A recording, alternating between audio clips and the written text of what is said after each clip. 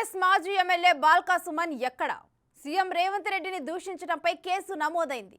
బాల్కా సుమన్ పరారీలో ఉన్నాడని గాలిస్తున్నామని పోలీసులు చెబుతున్నారు. బాల్కా సుమన్ మాత్రం హైదరాబాద్లో దర్జాగా తిరుగుతున్నారు. ఇవాళ కూడా తెలంగాణ భవన్కు వచ్చి వెళ్లారు. బిగ్ టీవీతో ప్రత్యేకంగా మాట్లాడారాయన.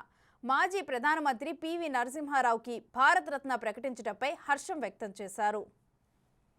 ఆరుమూల గ్రామం నుండి దేశ అత్యున్నత పదవిని అధిష్ఠించి దేశ ఆర్థిక రంగాన్ని, దేశ పరిపాలన రంగాన్ని గొప్పగా ముందుకు తీసుకొని పోయిన ఒక ముందు చూపు ఉన్నటువంటి నాయకుడిగా పివి గారు. బహుభాష కోవిదుడు, మితభాషి, మంచి పరిపాలన దక్షుడు. అలాంటి బిడ్డ మన తెలంగాణ బిడ్డ అయినందుకు మేమంతా గర్వపడతాం, సంతోషపడతాం. ఇవాళ ఆయనకు దేశ అత్యున్నత పురస్కారం రావడం కూడా మమ్మల్ని అందరినీ కూడా సంతోషింపజేసిందని చెప్పి ఈ సందర్భంగా బిగ్ టీవీ ద్వారా ప్రజలందరికీ కూడా తెలియజేస్తూ మరొకసారి నేను కేంద్ర ప్రభుత్వానికి హృదయపూర్వకంగా ధన్యవాదాలు తెలియజేస్తాను.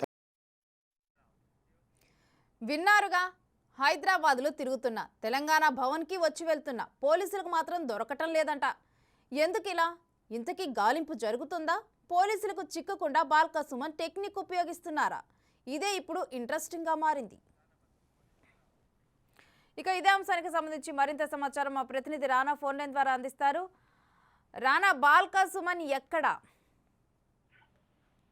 రణేష్, గత 2 రోజుల నుంచి కూడా పోలీసులు తనపై కేసు నమోదు చేసిన నేపథ్యంలో ఆయన కోసం కూడా వెతుకులాట అనేది ప్రారంభించారు. నిన్నటి వరకు కూడా అతని ఫోన్ కూడా అందుబాటులోనికి రాని పరిస్థితి. ఎప్పుడైతే ఉదయం నుంచి కూడా బాల్కా సుమన్ పరారీలో ఉన్నాడనేసి మీడియాలో కథనాలు రావడంతో ఆయన ఎక్కడున్నా కూడా వెంటనే బీఆర్ఎస్ భవన్ కి చేరుకున్నారు. తన సన్నిహితులతో కూడా ఆయన చర్చలు జరిపినటువంటి నేపథ్యం ఏర్పడుతుంది. అక్కడ ఎవరైతే గతంలో కీలకంగా పనిచేసినటువంటి నేతలు ఎవరుతున్నారో వాళ్ళు బీఆర్ఎస్ భవన్ కూడా వచ్చారు. వాళ్ళతో చర్చలు జరిపి ఉదయం నుంచి కూడా బీఆర్ఎస్ భవన్ లోనే ఆయన మకాం వేశారు.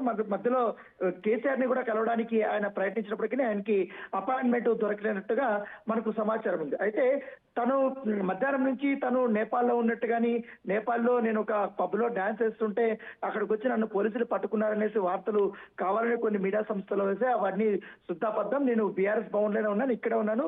నా పైన కేసులు నమోదయ్యాయి కాబట్టి ఒకవేళ పోలీసులు కానీ నన్ను అరెస్ట్ చేయడానికి వస్తే వారికి నేను సహకరిస్తాను. దాంతో పాటు నా పైన ఉన్న కేసుల పైన కూడా నేను విచారణకి సిద్ధంగా ఉన్నాననేసి కూడా ఆయన చెప్తున్నటువంటి వర్షం. అయితే పోలీసులు మాత్రం నిన్నటి వరకు కూడా చాలా తీవ్రంగానే ప్రయత్నించారు. తన పైన వ్యతిరేకత పెరిగిపోవడం, విమర్శలు కూడా వస్తున్నాయి. పైగా ముఖ్యమంత్రిని దూషించిన నేపథ్యంలో దానికి తగ్గట్టుగా చర్యలు ఉంటాయనేసి కూడా ఇప్పటికే అధికార పక్షం చెప్తున్న పరిస్థితి కనపడుతుంది. దాని తగ్గట్టుగా చాలా క్లియర్ కట్ గానే అతని పైన మరొక కొన్ని పోలీస్ స్టేషన్ లో కూడా కేసులు నమోదయ్యాయి కాబట్టి వారి ఎఫ్ఐఆర్ కూడా వస్తున్నాయి కాబట్టి వాటిని కూడా మరొకసారి బాల్కా సుమన్ ని విచారించే అవకాశం ఉన్నట్టుగా తెలుస్తుంది. అయితే ఇప్పుడైతే తను ఎక్కడికి పారిపోయినా తను మాత్రం హైదరాబాద్ లో ఉన్నానని చెప్పుకోవడానికి ఇవాళ బాల్కా సుమన్ బీఆర్ఎస్ భవన్ కి చేరుకున్నాడనేసి కూడా కొంతమంది సన్నిహితులు చెప్తున్న నేపథ్యం ఏర్పడుతుంది. నేను ఎక్కడికి పారిపోలేదు, నేను ఇక్కడే ఉన్నాను. ఒకవేళ పోలీసులు కావాలంటే బీఆర్ఎస్ భవన్ కు వచ్చి చెక్ చేసుకొచ్చారనేసి కూడా తను క్లారిటీ ఇస్తున్నటువంటి నేపథ్యం ఏర్పడుతుంది.